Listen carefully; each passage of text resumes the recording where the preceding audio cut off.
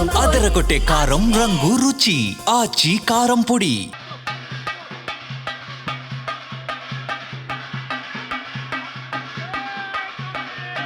చాలా ధన్యవాదాలు. హైదరాబాద్ నగర ప్రజలు రేవంత్ రెడ్డి గారి నాయకత్వాన్ని బలపరిచి, మహేష్ కుమార్ నాయకత్వాన్ని బలపరిచి వచ్చే ఏ ఎన్నికల్లో కూడా కాంగ్రెస్ పార్టీకి మేము అండగా ఉంటాం. కాంగ్రెస్ పార్టీ నాయకత్వాన్ని బలపరుస్తాం. ప్రజాపాలన యొక్క విజయోత్సవాలు మేము భాగం పంచుకుంటాం.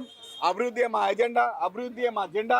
మేము చేసిన ప్రతి పనికి కాంగ్రెస్ పార్టీ నాయకత్వం బలపరిచే విధంగా ముందుకుంటామని చెప్పి గతంలో కంటోన్మెంట్ ఎన్నికల్లో 18,000 మెజార్టీ ఇచ్చడం జరిగింది.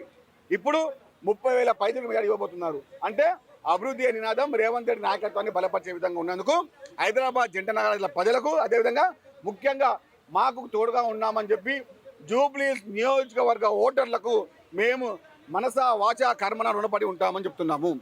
మీరు ఇచ్చిన ఈ విజయాన్ని, ఈ స్ఫూర్తిని ఎప్పుడు మర్చిపోమని, ఎప్పుడైనా కూడా జూబ్లీహిల్స్ ప్రజలకు మేము ప్రత్యేకత తెలియజేసుకుంటూ ప్రతి కాంగ్రెస్ పార్టీ కార్యకర్త పనిచేసిన విజయానికి మీకు తోడుగా ఉంటామని, మీకు నీడగా ఉంటామని, ఎప్పుడైనా ఏ అవసరం వచ్చినా కూడా కాంగ్రెస్ పార్టీ అభివృద్ధి నినాదం ముందుకెళ్తామని చెప్తున్నాము.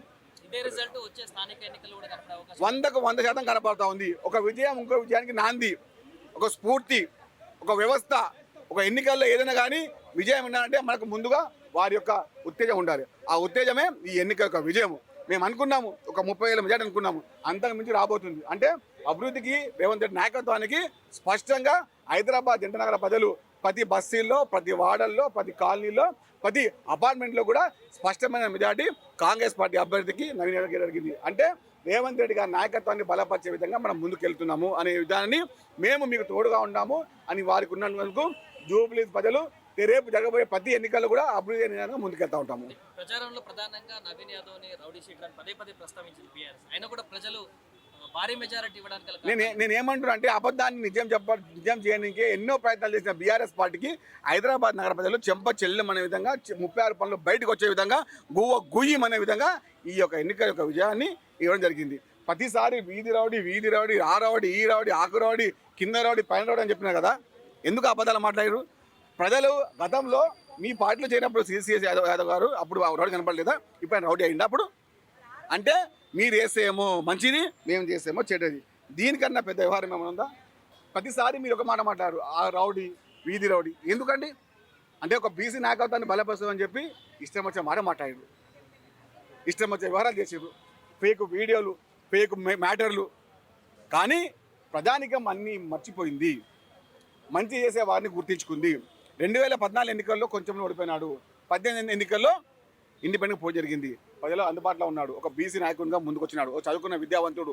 కాబట్టి రేవంత్ రెడ్డి గారు ప్రత్యేకమైన ప్రణాళికతో ఏ విధంగా అయితే నవీన్ యాదవ్ గారు ఉంటే బాగుంటుందనే ఉద్దేశంతో పీసీఎల్ మహేష్ కుమార్ గారు స్పష్టంగా ఇద్దరు ఒకటే పేరు ఇవ్వడము, వారి యొక్క పేరును స్పష్టంగా ఎన్నికల్లో మేము గెలుస్తామనే ఉద్దేశాన్ని అప్పుడే మేము నిర్ణయించుకోవడము. తద్వారా ఈ ఎన్నికల్లో ఇలాంటి అఖండమైన విజయాన్ని ఇచ్చేందుకు జూబ్లీహిల్స్ ప్రజల యొక్క మేధావి యొక్క వ్యవహారాన్ని మేము ఎప్పుడు రుణపడి ఉంటాము. అఖండమైన విజయాన్ని ఇచ్చేందుకు ఈ విజయానికి మేము పొంగిపోకుండా వచ్చే ఎన్నికల్లో కూడా ఇదే విజయము మాకు తోడుగా ఉంటుంది, అండగా ఉంటుంది. ఇదే విజయాన్ని ప్రజాస్వామ్యబద్ధంగా ముందుకెళ్తాము. ఎవరు ఎన్ని మాటలు మాట్లాడినా రేవంత్ రెడ్డి గారి నాయకత్వాన్ని, ప్రజాపాలన యొక్క విజయోత్సవాలకు, అదేవిధంగా రైజింగ్ తెలంగాణ పదాన్ని ప్రపంచవ్యాప్తంగా రేవంత్ రెడ్డి గారు తీసుకువెళ్తే విధానాన్ని పరిపూర్ణ మద్దతు ఇచ్చేందుకు జూబ్లీహిల్స్ ప్రజలకు చాలా ధన్యవాదాలు.